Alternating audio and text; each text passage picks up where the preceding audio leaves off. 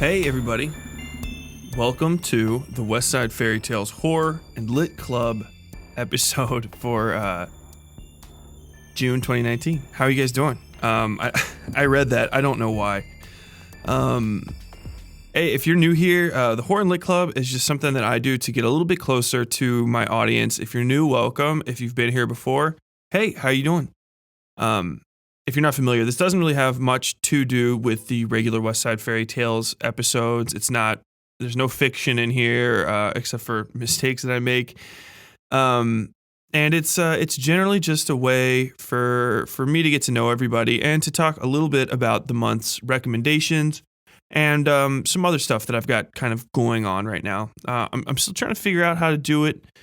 And things will change a little bit as these come out. But in general, it's a really informal way for me to just talk to people. And I think I've said it 3 times in a row now, but get to know you a little bit better. Let you guys get to know me. So let's just kind of like hop into it. I want to talk a little bit about what I've been reading and watching lately, because there's been a lot of good stuff. A friend of mine actually hipped me to a sci-fi book from one of my favorite authors that I've been meaning to read for a while, and he kind of sold me on it, and I'm 100% into it. It's the Hyperion, I think, Cantos by Dan Simmons, who's actually my favorite horror author. Might be a little crazy for people to think that it's not Stephen King. I know Stephen King is apparently every person on Earth's favorite horror author, but not me.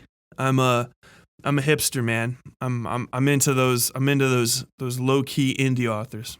Not really. Dan Simmons has actually been in the game almost as long as Stephen King, and the Hyperion books came out, I think, in like the 1980s, like the late 80s, early 90s. Yeah, because I think the one I'm reading right now came out in like 96. And they were like a complete departure from what I was used to with him. The first book I ever read from Dan Simmons was Summer of Night, which is pretty much my favorite horror novel ever. It's like a slightly more coherent version of It. Not that it's bad, it is just like 16,000 pages or something like that, 1,600 pages. I remember it took me like 3 months to read it when I was in school, and that's when I was just reading nonstop, just constantly going after it. I say it's a good book. The second part, I think the second part of the movie series is coming out, I think this Halloween season, so I'm pretty excited about that. Before we hop into everything else, let me just remind you guys that if you want to talk more to me or to other people about the stuff that I'm going to be talking about today, you can go to the Westside Fairytales Horror and Lit Club page on Facebook and join the group there and join in the discussion. We talk about my podcast and a bunch of other stuff, and it's a pretty interesting group. There's a lot of cool people there, and it's not like most groups on Facebook that revolve around podcasts, it seems these days, where it sort of just devolves into people requesting episodes. I feel bad for a bunch of my friends that are in the true crime game, and they're in true crime groups, and those always just they fall right off the cliff like 5 seconds after they start, and it just turns into people. A lot of people just requesting stories and complaining that certain stories aren't being covered the right way. Thankfully, the Westside Fairytales Horror and Lit Club's not like that. We're cool and very small. So if you really like reading, if you like scary stuff, spooky things, creepy pictures, hop on in and check it out. A thing I've watched recently that I like. Well, actually, let me talk more about Hyperion. Hyperion is great. I mean, it's definitely going to be popping up probably next season as one of my recommended books. It's just amazing. Like it's really like an elevation of sci-fi. I grew up in sci-fi and fantasy as basically being my favorite books because I grew up, a rough and tumble young lad, and adventure stories are kind of like what you cut your teeth on if you start reading as a boy. Maybe if you start reading as a girl, you do too, but I don't know. I was never a girl when I was growing up, so don't really know. Probably Harry Potter. I think everybody nowadays just reads Harry Potter starting off, and that's what they do. That's like the first book everybody gets now. I'm surprised they don't just teach it in schools at this point because it's a great entry drug, so to say. But Hyperion is just amazing, man. It's scary. First off, the first. So it's very similar to the Canterbury Tales. I think there's even a nod to it. If you haven't read the Canterbury Tales, because you're lucky, it's a 5 or 600-year-old book. It's one of the very first ones written.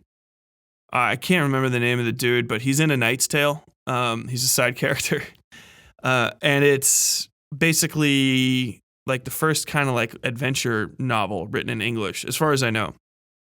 And it's all a series of tales told by pilgrims to each other as they're traveling, I think, to or from Canterbury.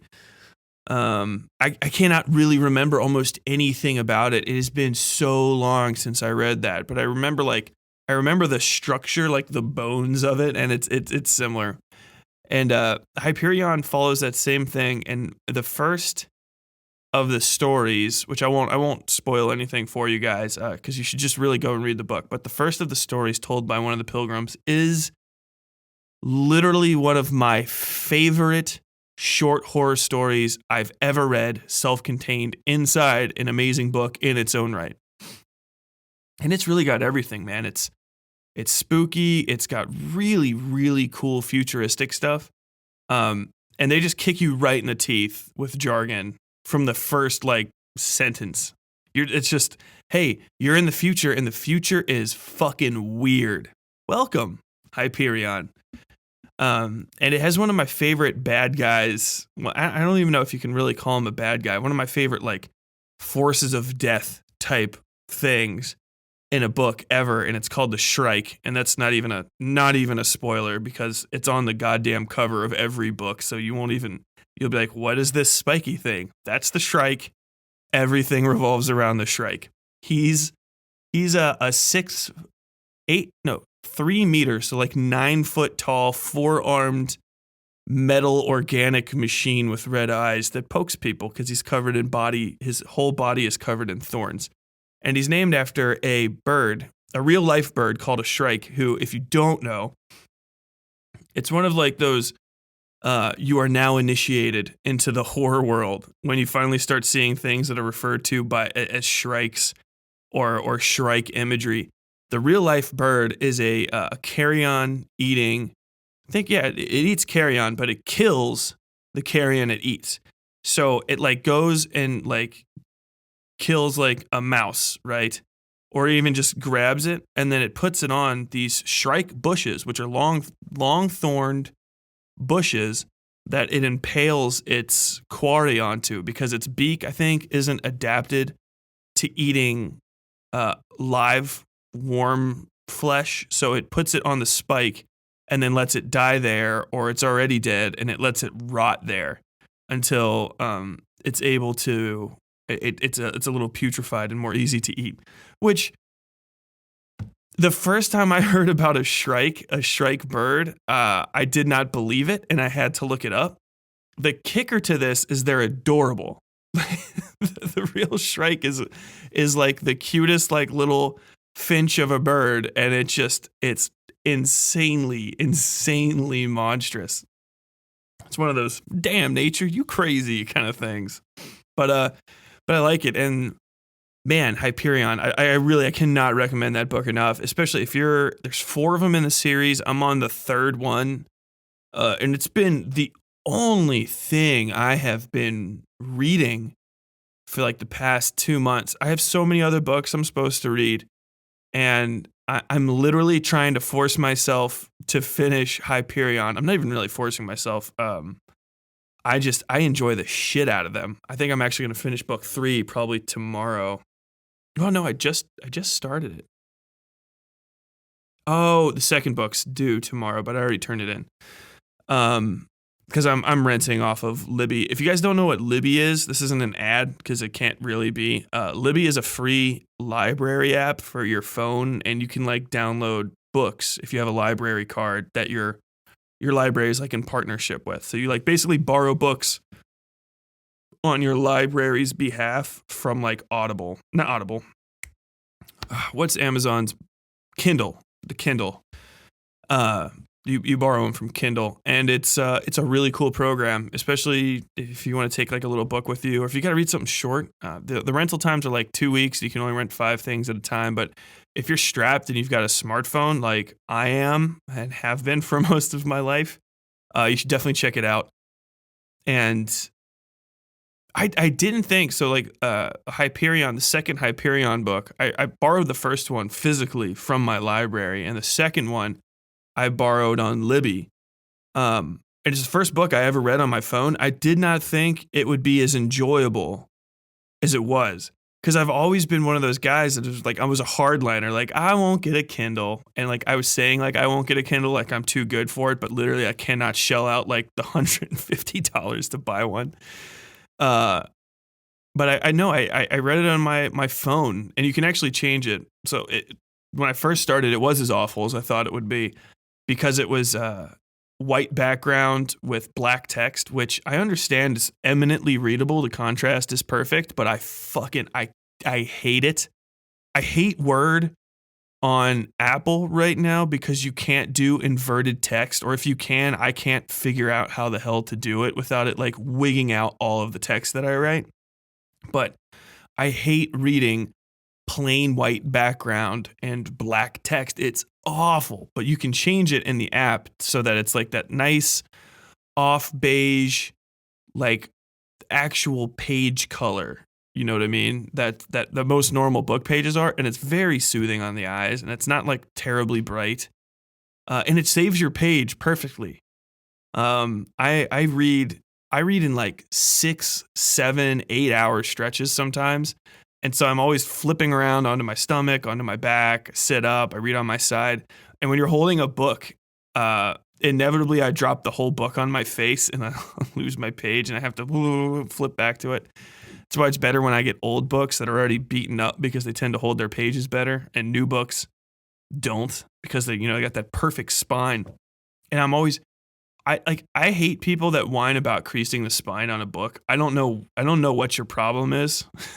Like, did you never go to a library when you were a kid like, "Oh, he creased the spine on the book." Like, if he's bending like a cheap, like not even the trade paperback. What's the worst one called? The mass market paperback. Like, if you're bending that in half, like, and ripping it, fair.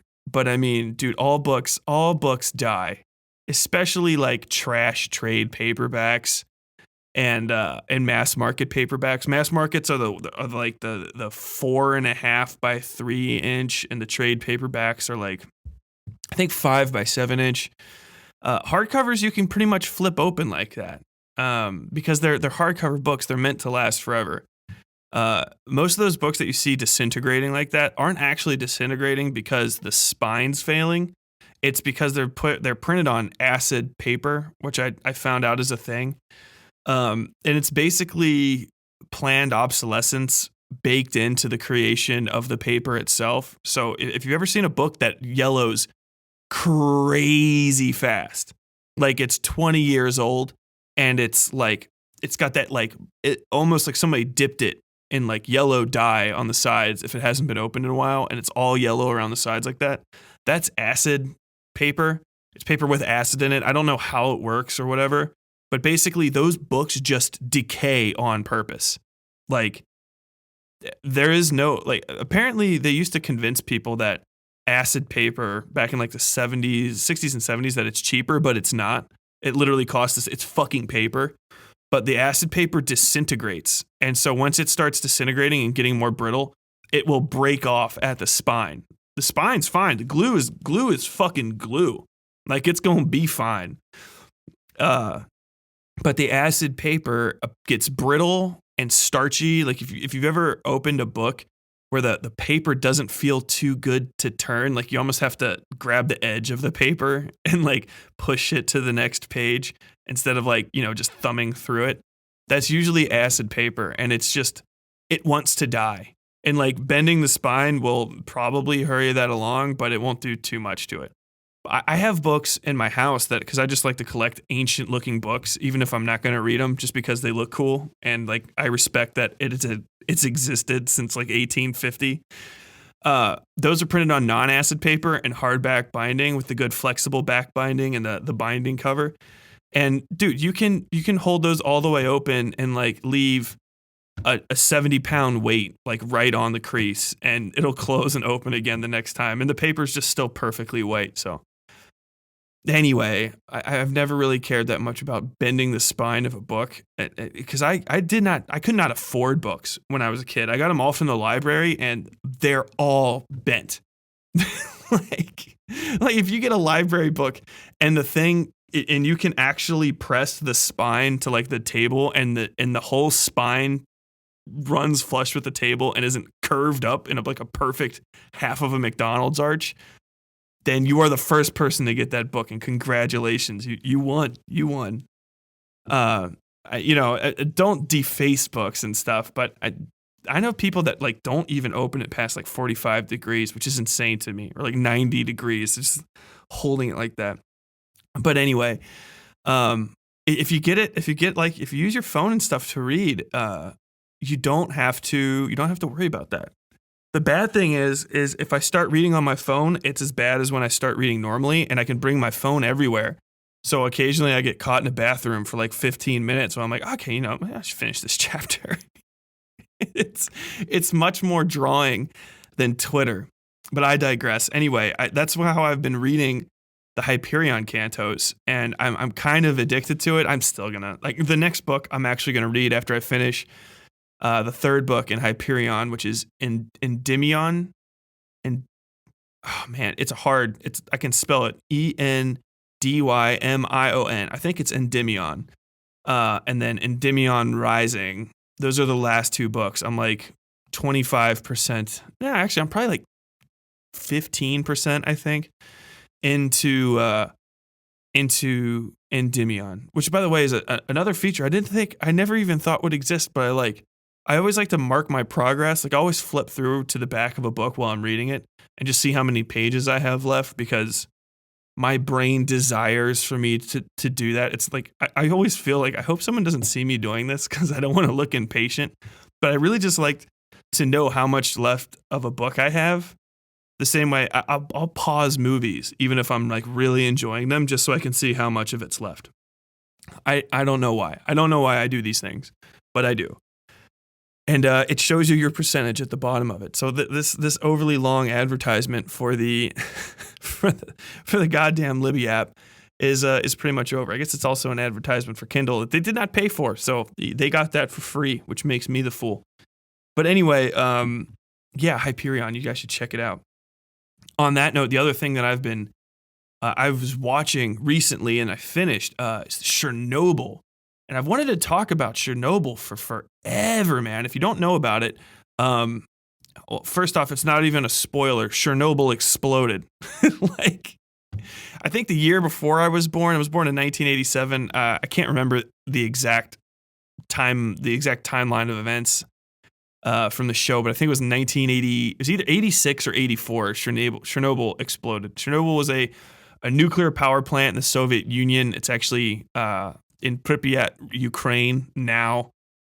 It was former Soviet Union, and basically a lot of heavy-handed mismanagement caused the plant to explode. It was a combination of human error, mechanical error, and just bureaucracy and stuff. But it's such a good show, and I actually feel like the first episode is actually almost a horror, like a little like a self-contained horror movie.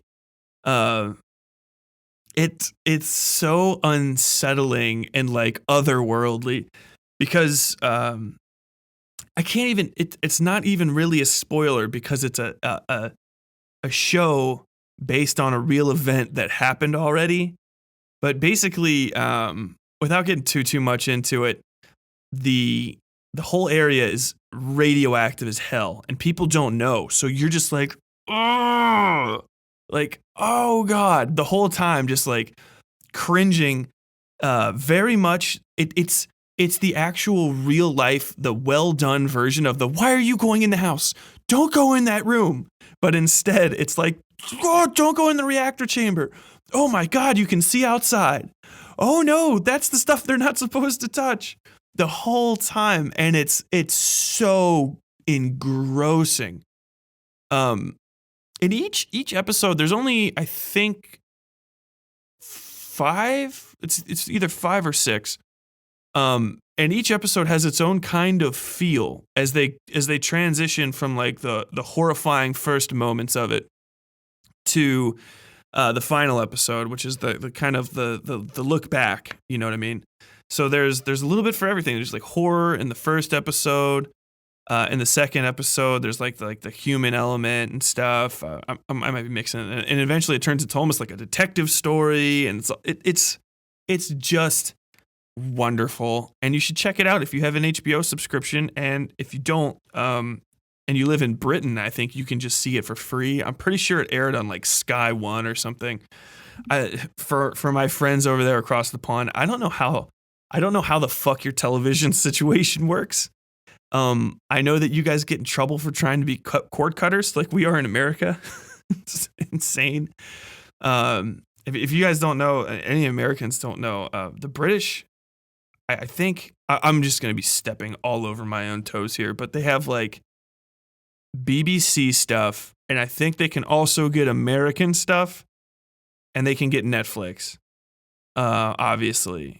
But like it's all region locked because Europe reasons, and like there's region locking, which if you've never traveled outside of America, you're like, what the fuck is that? And like, oh, it's a nightmare. There's PAL and NTSC, and it just like your devices just won't play stuff, and you just can't get access to shit, even though it's like 2019 and you have the internet. So people just steal shit all the time. But in Britain, they have like the BBC, which is the British Broadcasting Company, and there's like 4 or 5 whatever BBCs, and then there's like Sky 1 through 4 too. And like the BBC stuff is like more family oriented, I think. We're not like family oriented, but like PG-13 and lower. And like the Sky stuff is like PG-13 and up. So that's where you get like Torchwood and Chernobyl, for instance. And on the other side of that, like in the BBC, you get like Doctor Who and, I don't know, EastEnders. Help me out, Britain. If you want to tell me how dumb I am and how little I know about the British Broadcasting Corporation, head on over to facebook.com/Westside Fairytales Horror and Lit Club and tell me I'm a moron today. But those things aside, let me get an advertisement in here, folks. Hey, I just want to take a second to recommend some great podcasts that are available now on Stitcher Premium. If you haven't heard about Stitcher Premium, it's the premium streaming service from the podcast catcher, Stitcher. If you're looking for some new true crime, then check out True Crime Garage Off the Record, the latest project from True Crime Garage hosts Nick and the Captain. That's like, you can get True Crime Garage, right? This is how this works for a lot of these things. So you have like the normal podcast, you know? So like you can just go listen to True Crime Garage for free, like you can anywhere else. But you can also go to Stitcher Premium, which I think, so it's like a paid service that they get some cash from and stuff. And then you can get the behind the scenes type deal. So you can get the True Crime Garage Off the Record, where you can join them each week as they revisit some of the most haunting cases they've covered to date. It's a compilation of hidden treasures, a chance to dive deeper, discuss new theories, and get updates on your favorite episodes of True Crime Garage. Stitcher Premium also has ad-free episodes of the cult favorite My Favorite Murderer and hit shows from Wondery Network like Dr. Death and The Vanished podcast, plus thousands of hours of original content, early access to new releases, exclusive bonus episodes and archives, and hundreds of stand-up comedy albums for when you need a laugh. And don't we all need a laugh? Folks, election season's coming up in America. Basically, once fall comes, it's misery time. It doesn't matter if you're on the right or the left or buried somewhere in the middle like I am. It sucks and it's awful, and you're gonna be just getting lied to from everybody. They're gonna promise you things like it's basically like playing catch with a dog and you never throw the ball. They're never gonna throw the ball for us, but we always run. We always run for them, and that's coming. So hey, hit up Stitcher Premium, get your chuckles on, listen to some good fashioned true crime behind the scenes stuff too. And to get a free month of Stitcher Premium, go to StitcherPremium.com. Stitcher is spelled STITCHER, Premium, PREMIUM.com, and use promo code Fairytales. It's FAIRYTALES. StitcherPremium.com, promo code Fairytales. I'll leave a link in the description of the episode. Thanks. Okay, so folks, on to the actual horror and lit club stuff. So this, you guys hear me flipping my notes. This month's horror recommendation is the movie Magic, starring Anthony Hopkins. It was made in 1978, directed by Richard Attenborough, book and screenplay by William Goldman. This is by far one of the most sleeper hit horror movies I've ever seen. Magic is an incredibly good film, and I didn't think it would be. So I found this on Shudder. If you guys don't know about Shudder, it's a horror only like Netflix type thing, and it's part of like the Verve VRV networks and stuff on it's an internet streaming thing. I don't really know how to explain it better, but Shudder is all horror stuff. I really feel like I should try to hunt them down and get them to sponsor my podcast, because I would say nothing but good things about Shudder. Shudder is the best, dude. It's just horror movies, good or bad, American or not, all kinds of stuff. Literally just anything that's like that people have forgotten. And so it's actually like a clearinghouse for unbelievably good movies, because people don't know anything about the horror genre, and they only ever want to just see like the most recent stuff, unless you're like a real fan. So there hasn't been much of a market, I guess people thought, outside of like the horror and sci-fi section on like HBO, or the horror sections on Netflix. And Shudder just basically like gathered everything else that other people had forgotten about, and their selection is so fucking good. They have like The Wailing on there, which is a Korean film. People that follow the podcast know that I recommended that. I recommended people go see that, I think back in January, before the airing of the Toda Americana series.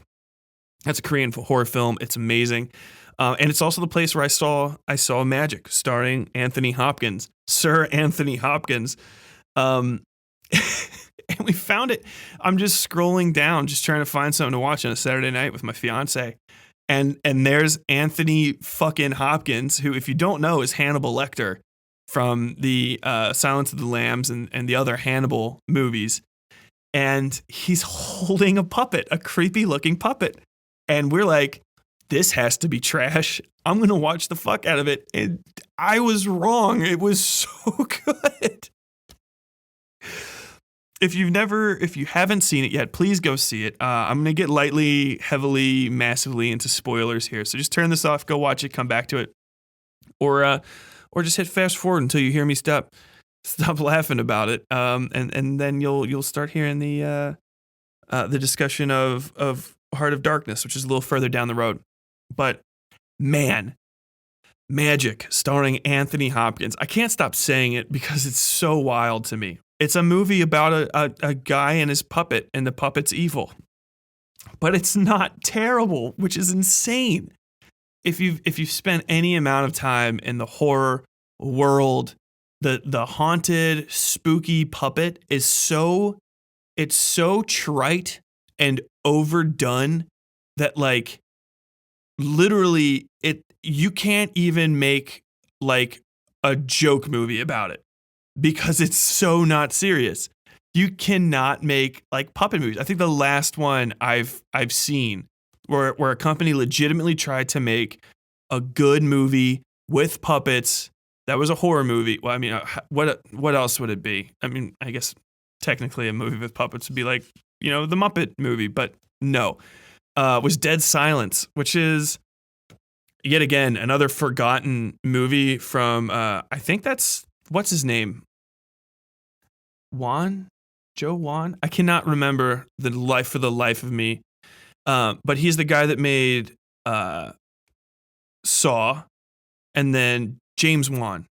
I'm 80% sure it's James Wan, but he made Saw, and then he made he basically founded the studio, I think, or at least the studio. No, Blumhouse. There we go. Blumhouse Productions was like starting up with these movies, and Blumhouse is the one that makes like all the Conjuring and Annabelle stuff nowadays. It was like basically like a return to small studio horror, which hadn't like existed in forever, and that came out in like, I saw it when I was in the Marines, so probably like 2007, 2008, maybe a little bit later or a little bit earlier. I never paid for it. I bought it on bootleg in Iraq, which I forgive myself because I was in Iraq and you can't buy real DVDs there. I got it from the bootleg DVD man, which any veteran of the Iraq War will tell you, yeah, that's legit. Which one?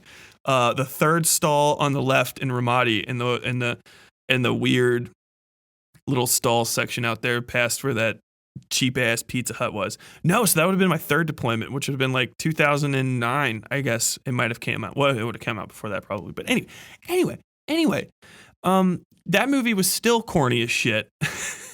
And magic is amazing. If you've never heard of it, because I know you haven't, Anthony Hopkins plays a guy named Corky, who is a failed magician. The movie sort of starts off with him doing sleight of hand tricks. And by the way, Anthony Hopkins taught himself how to do basic sleight of hand for this movie. So there's no like bad CGI or like in Labyrinth. If you guys ever remember Labyrinth, where David Bowie is like, it looks like he's messing with the little ball things and doing like hand tricks, but you can tell it's some guy with his hands up underneath David Bowie's arms, like doing the tricks from behind him. It's actually Anthony Hopkins just practiced magic and got really fucking good at it.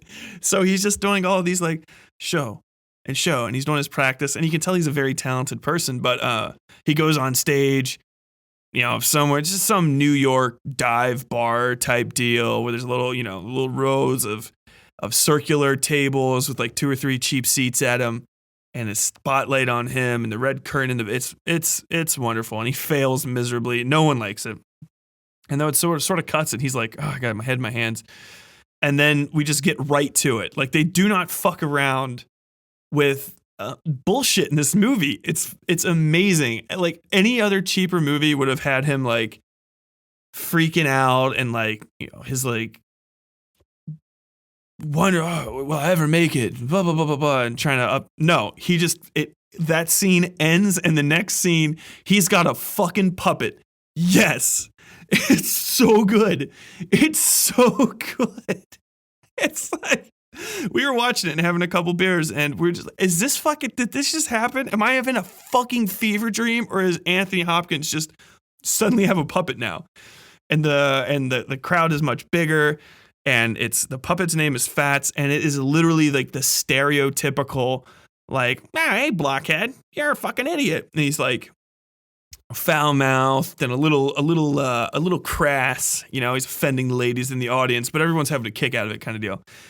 And that's really where the start of the plot kind of comes from. Anthony Hopkins gets discovered by an agent who gets him books him some gigs on television. You can kind of tell that Anthony Hopkins' character Corky isn't very self-confident. He's a very quiet, very standoffish type person, but he's happy, like, oh yeah, thank you, kind of.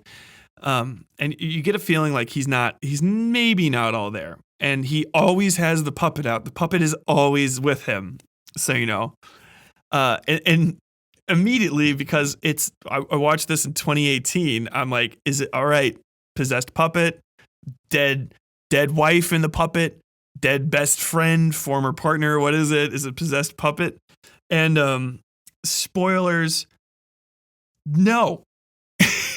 He's just insane. It's the best. He's just a crazy person.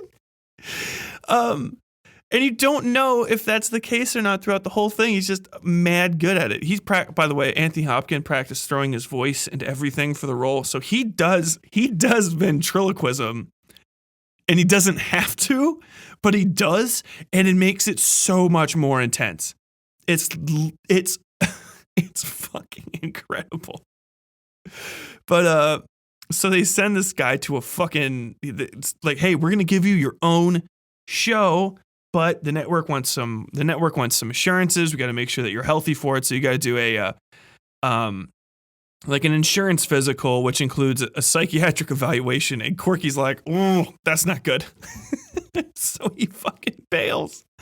And he runs away to the Catskills because he's afraid that they're going to find out he's a fucking psycho and get rid of him. So he's got like a bit of awareness that his relationship with the puppet's not healthy. There's never a moment where he's like, I'm perfectly fine. Like everything's under control. He looks like just on the verge. He's like a guy with a loaded gun to his head at the whole time. And it's Anthony Hopkins, so he plays it perfect. He's such a good actor. And people don't really know that because he's in so few like movies for real. Because once Anthony Hopkins did Silence of the Lambs, that was fucking it for him.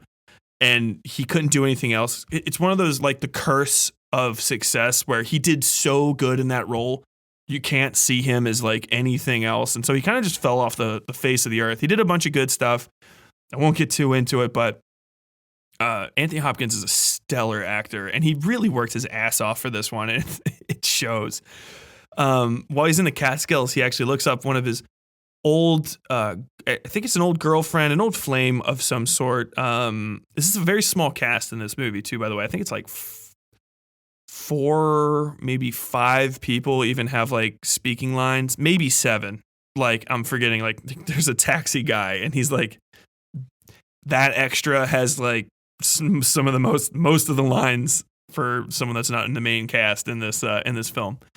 But then people start dying up in the mountains. The agent comes up, and he pushes Anthony Hopkins' character too far. He's like, can you talk without the puppet? Just put him down for like 5 seconds. Just put him down for 5 seconds. And Anthony Hopkins is, Gah! And he runs over to the puppet, picks up like, hey, yeah, what am I? Just starts like rattling off jokes. And the agent's like, fuck. But the best part is he doesn't, there are no, like, every archetypal character in this movie is not an archetypal character. They all react in like real honest to God human ways. And not like, oh, that's what I would do in this situation. But it's like, oh, that's what a high powered Hollywood agent would do in this situation, which is, all right, okay, he's crazy, but he's worth a lot of money. So we're going to figure this out. I'm going to make this happen. And I guess he doesn't really, think that that's the case.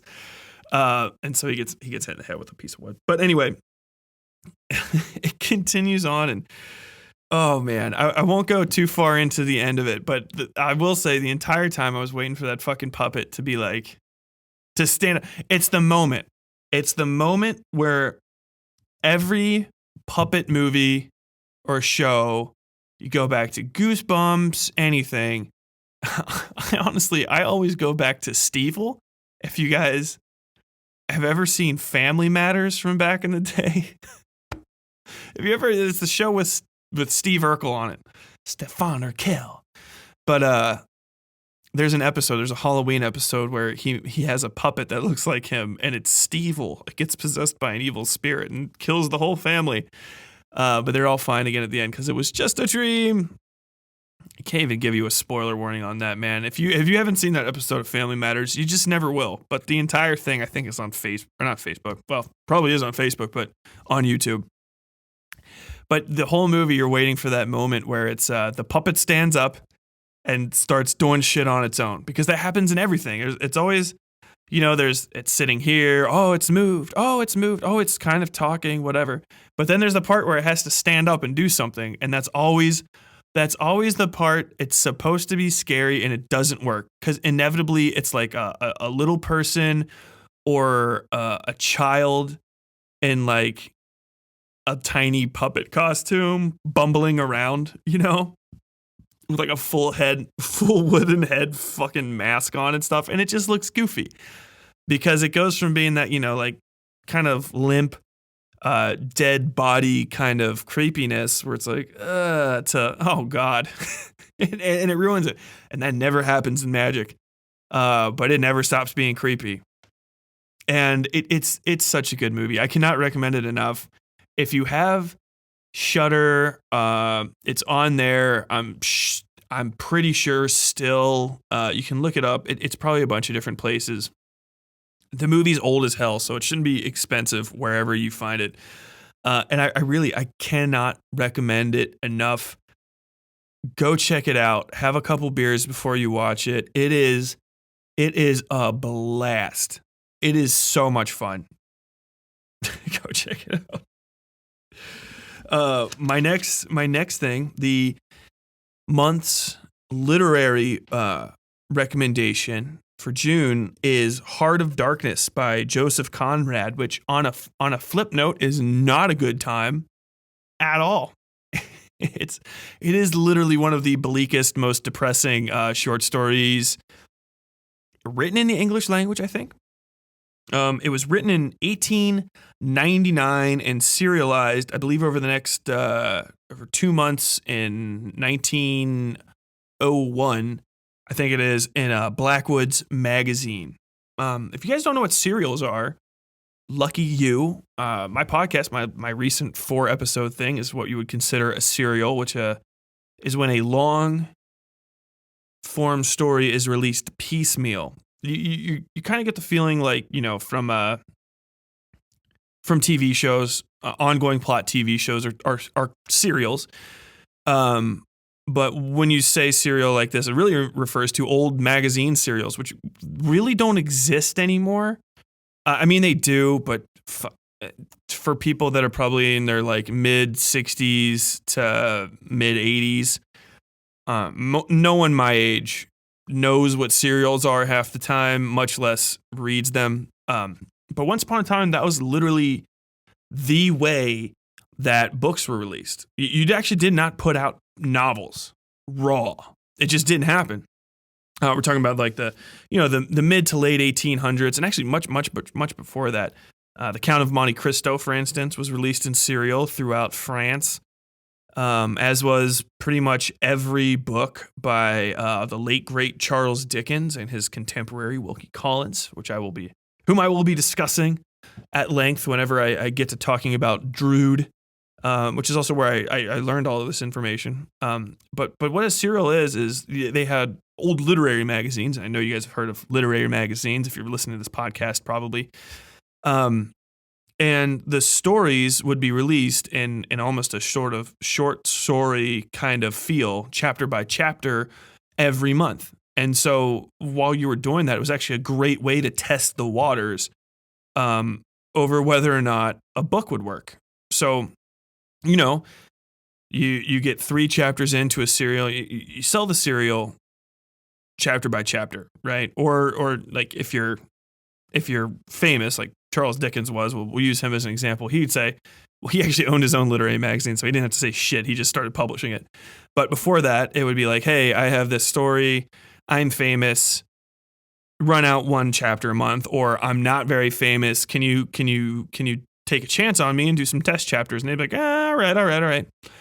and you would have a chapter released every month alongside 4 or 5 chapters of other books. So it was a really, at the time, great way to do literature, because you had one story that everybody was reading. So everybody's going to read the Charles Dickens story. You have a second story, we'll say Wilkie Collins, who wrote The Moonstone, a very famous detective novel, one of the first, as I recall. And then that was a good one too. So, okay, so these are my 2 anchor stories. And then on top of that, you could put in 3 stories from fairly unknown authors.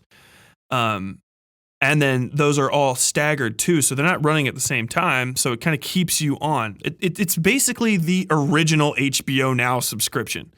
And as long as you have your subscription to that and they keep rolling out new stuff and good one-shots and good long-parters, then you're going to keep going. And so if a book is successful in that sort of run and people can't afford the literary magazine, because the literary magazine is going to be something in the, $100 a year. Everybody can't afford that, but they can afford the $2 run out of the book. And so you would say, oh, well, you know what? That story nailed in Harper's, man. We were selling them off the rack. We're definitely going to run a novel out for this. Or no, your 3rd chapter of this basically almost sunk into a literary magazine. We're never going to give this to you. And so that was a pretty cool method of business. And I think it's eminently fascinating how that worked, and that it worked at all.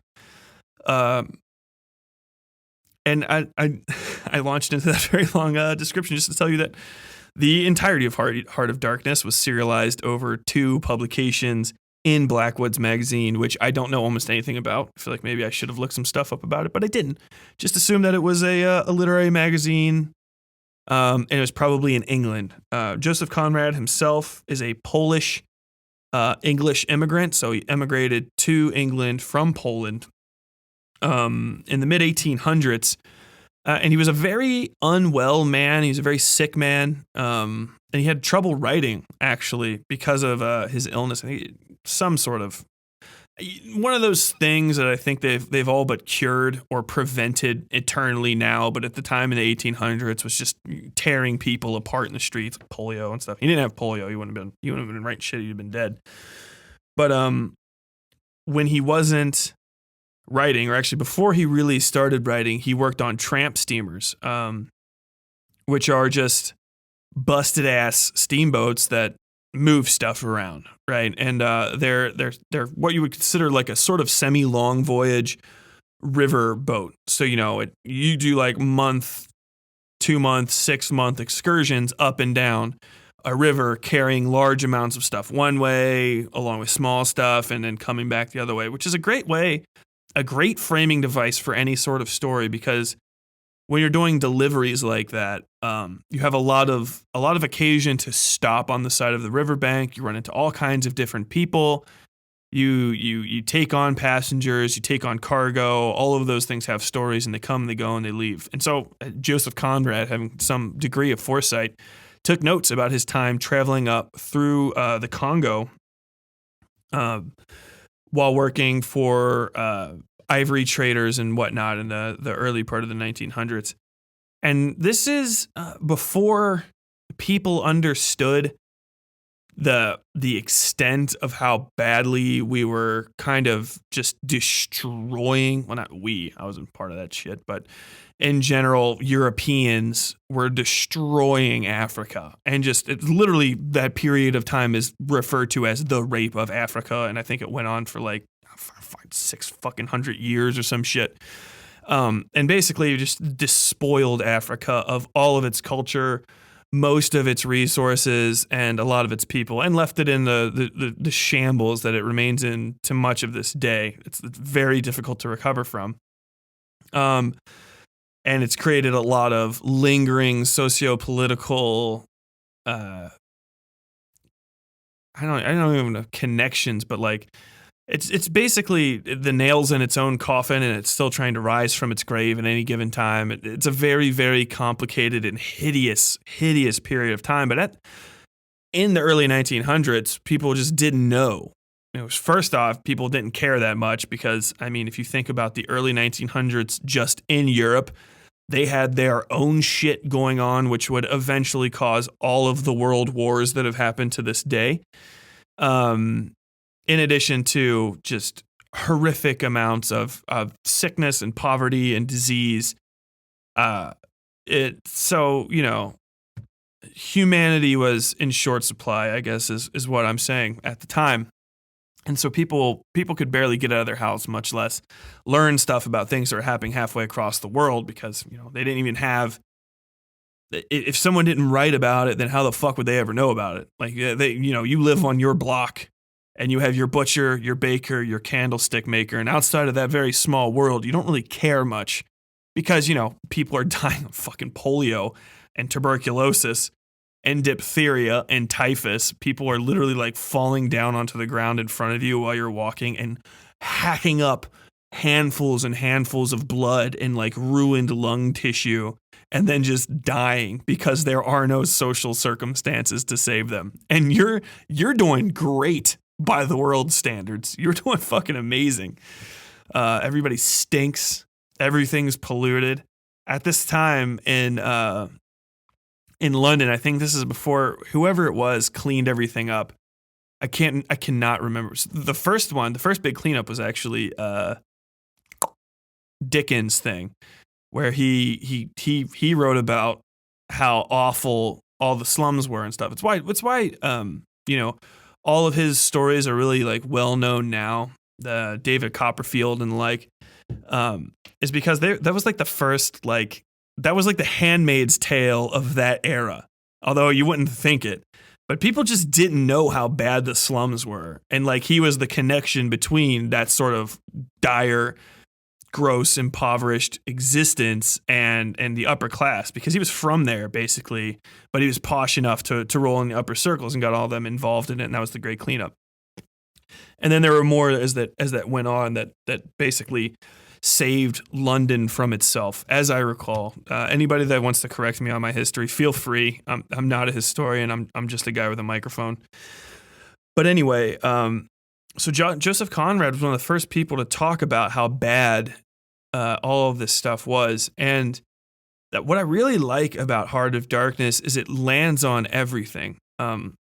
There's been some criticism of it, but I feel like people are really missing the point, where Conrad's character Marley describes the Native Africans in very, very stark and disgraceful ways.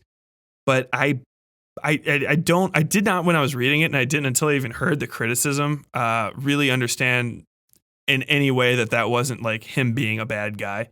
Marley is a very conflicted character. Joseph Conrad is an unbelievably good author. For getting inside someone's head in a way that does not let them lie to you, but lets them lie to themselves, which is very much the human condition. And if you haven't read the story, I highly suggest you do it. It's free everywhere. It's since lapsed into public domain because it's so old, and Conrad's been dead for so goddamn long that it's free on the Gutenberg Project and stuff. And it won't take you too long. I think it's about 40,000 total words. Novel is generous. I would call it a novella. Right there between a short story and a novel. But there's a very good Conrad's judo is excellent, is the way I can say it, and that he does not waste motion in the story. It's not a thing that is bogged down by any real excesses. And that's something I took from him, flat out stole from him and put in my own narrative, is do the work in a sentence that you would be trying to do in the next couple paragraphs. And that way you can just shrink everything. If Stephen King wrote Heart of Darkness, it would be fucking 2,500 pages long. But Conrad gets a lot of it very compressed. And by not giving you everything and by not explaining everything, he lingers on feel and form much better than, outright plotting and exposition. There's not much. The entire story is technically exposition because it is a first-person narrative, but there's not much left for explanation. And even when he's explaining stuff, the way that he's explaining things, Marley, that is, you're getting to the feel of the situation without having to linger too long and get into like people describing things and saying like, oh well, I am a native and I feel like I'm being like displaced and I'm having a bad time. Instead of doing that, you're just like, he's like, they're having a bad time and I don't care. So now you have of the all of the description together, Marley's feelings, what's happening to them, and everything else. I'm doing a very heavy-handed way of describing this, but basically, the entirety of the story is a 35,000 word spring trap that really, it's very tight and compressed, and it just blows up once you start looking into it, which is why I'm not going to get too into it today, because you can just go into it forever and deep dive down into it, and it's something that I would rather do conversationally with people, because a lot of what people take away from this, except for some of the bigger things that I'm going to talk about, it can be a little, not contentious, but people just get different things from it. And it's much more fun to discuss it in a conversation way. That's why we have the Lit Club. But this is kind of like my feelings on it. One of my favorite lines in it is, the same people who recommended him also recommended you. The plot is that Marley is going upriver to find Mr. Kurtz, who is a representative of, I can't remember the name of the company, but basically it's a ivory gathering consortium. You would say ivory mining, ivory killing animals and cutting their tusks off. I hate the ivory trade. How can you not? Who likes the ivory trade? So literally he's involved in, if it wasn't for like the fucking slavery triangle sugar trade, would be the most evil work ever done in Africa. I guess now blood diamonds. Slavery, blood diamonds, ivory trade. I really hope there's nothing else that's worse than the ivory trade, because fuck. Jesus Christ. So basically the ivory trade is, you go out, you fucking murder elephants and rhinoceroses, and then you cut their goddamn horns off and you send them back downriver because English, European people in general want to turn that into scrimshaw and fucking piano keys, and that's pretty much it. It's an insanely evil practice, and even at the time, I mean, you could even say it's as evil as the first two, because they're functionally enslaving or at least exploiting the natives in order to do this work, and giving none of the wealth to them. And this is all expressly put into it, and it's done in very stark and direct terms. There's no point. I cannot imagine somebody reading this and being like, this is so, man, this guy's really being in favor of the ivory trade. It's very much not the case. But Colonel Kurtz is the guy that gets sent ahead. Well, he's already been there for a while, and he's trying, he basically has become a sort of like living god that he's made himself for the locals, because he's an insane megalomaniac, and he's kind of just like bent them to his will kind of deal. And he's very well regarded by the company, or so it's said, although there's also some hint that Kurtz, or Marley, is actually going up river to get Kurtz to bring him back to be hanged, maybe, or at least punished to some degree. And it's all slightly vagaries. But one of the people who talks to Marley as he's heading upriver is the same people who recommended him, Kurtz, for the job, also recommended you, which is this kind of wonderful, quick twisting of the characters together so that you know that Marley is not just the main character who is going upriver to find this Kurtz fellow, but he's also almost no different from him. They are similar in recommendation. So Marley's almost going to find what could potentially be a future version of himself.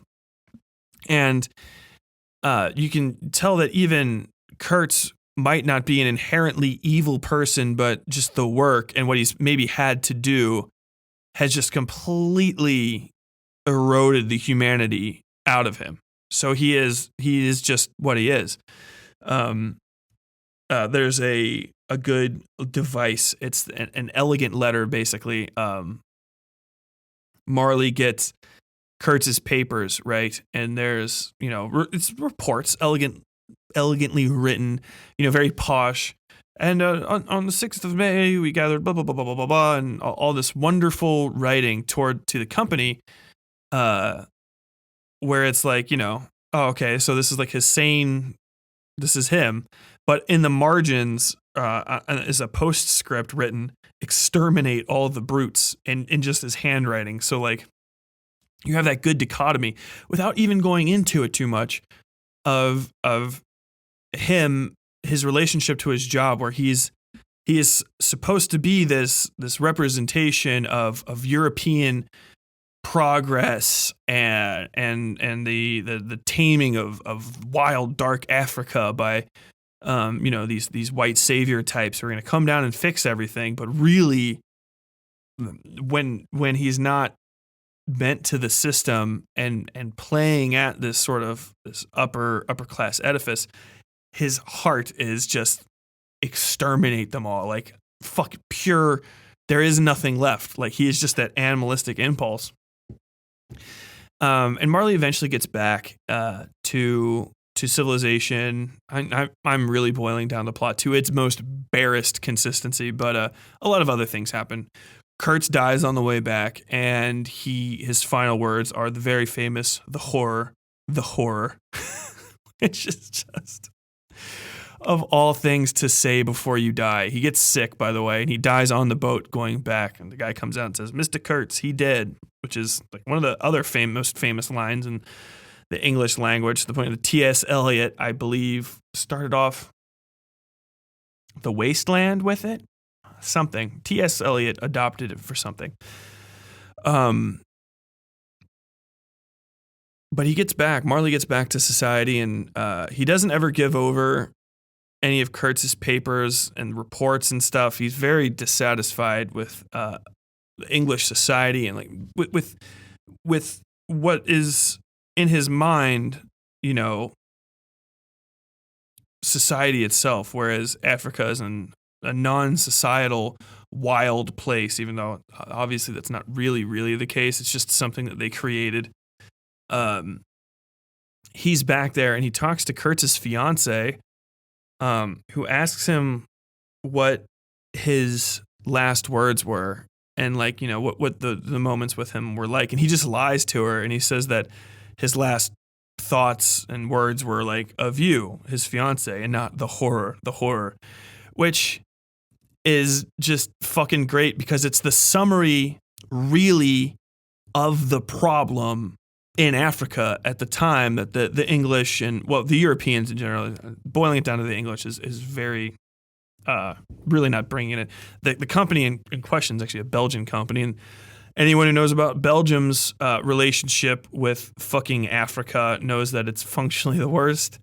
They created Rhodesia, I believe, and obviously South Africa and the apartheid states therein. And, everybody's guilty, whatever. You can't even, it would take years, decades to sort out that fucking, that mess that happened down there. And it's really not something I want to leave in my hands. But that's ultimately the lesson of the entire story, is that when it comes to describing the stark horrors and the bad things that have happened down there, instead of giving these, this adorable, untainted English society woman who's representative of the innocent society as a whole, instead of giving her the truth, which might lead to God knows what, maybe change, maybe not, or at least, sharing the stain with her so that everyone can know that it exists, he just lies to her and says, no, it was fine. Which is ultimately a kick in the ass to Kurtz too, because, I can't imagine having your last words be stolen from you, especially as a words guy myself. But that's kind of the whole, and not really even at all, of Heart of Darkness. And this isn't even something I can recommend. It's like, it's a must read to the umpteenth degree. It really is one of the best stories ever written in the English language, and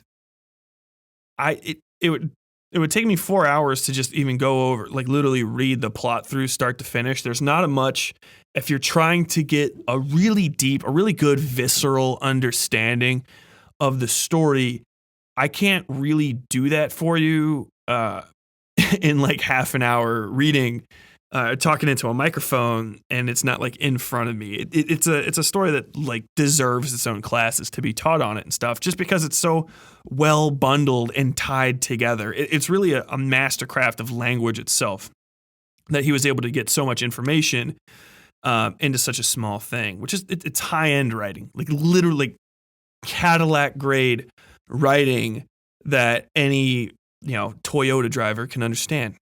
I don't even know if those make sense nowadays. I don't think Cadillacs are even. Do they still make Cadillacs? I guess they do. I think I've seen them. Old people drive them, and Toyotas are expensive now. A Toyota Camry will just like kick you right in the shin. all of my like car references are based on what I know of cars from like the 1990s, the late 90s, early 2000s, growing up in Cincinnati, which I have learned since is a terrible place to learn about cars because we don't have vehicle inspections in our state, and so cars are just garbage because you don't have to get a new one. Basically, as long as your car doesn't fall apart and kill somebody while you're driving, somebody else can kill you. No one cares. Then you're fine. And so all my vehicle references are out of dated, but I think that kind of works. Anyway, Heart of Darkness is amazing. It'll be really sad and bleak, and you might wanna bring some Listerine with you so you can wash your mouth out when you're done with it. But yeah, it's something you really have to read to just kind of understand where English as a language can be taken and like how much can really be done with it if you go in hard. And I think all of that is really topped off by the fact that Joseph Conrad was. I'm sorry about that. I don't know if you noticed that the that subtle growing roar that was accompanying my words has just disappeared. My neighbor who never cuts their grass has decided that 7 p.m. on a Friday, that's the moment to do it. After months of growth. I digress though.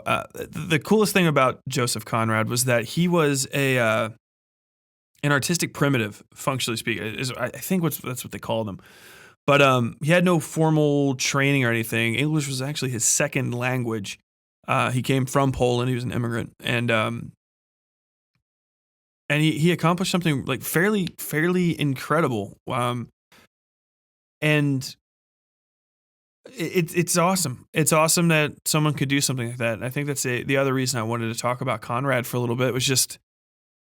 It kind of gives you hope, you know what I mean? That even if you're not one of these East Coast, West Coast types that grow up inside the industry knowing everything about it, which as a quick as a quick aside, there is nothing fucking funnier to me than when people tell the story of how Joe Hill, who if you don't know is actually Joe King, Stephen King's son, of how he came into success in the publishing business and never told anyone that he was Stephen King's son, and he never really got a leg up. And it's like, are you fucking serious? He studied at the knee of the fucking master of the form for his entire childhood. Got all of the best education that a father with like a $500 million fortune can give. Knows all of the ins and outs of the industry from listening to his dad talk about it for forever. But he didn't tell everyone he was Stephen King's kid, so it's like he didn't have any boosts at all. Oh my god, dude, rich people are fucking awesome. They blow my mind sometimes. But anyway, don't let me ruin it with my very obvious and vapid jealousies. Joseph Conrad's great. Read Heart of Darkness, and I believe that is it for us for the podcast. Again, our sponsor for today is Stitcher Premium.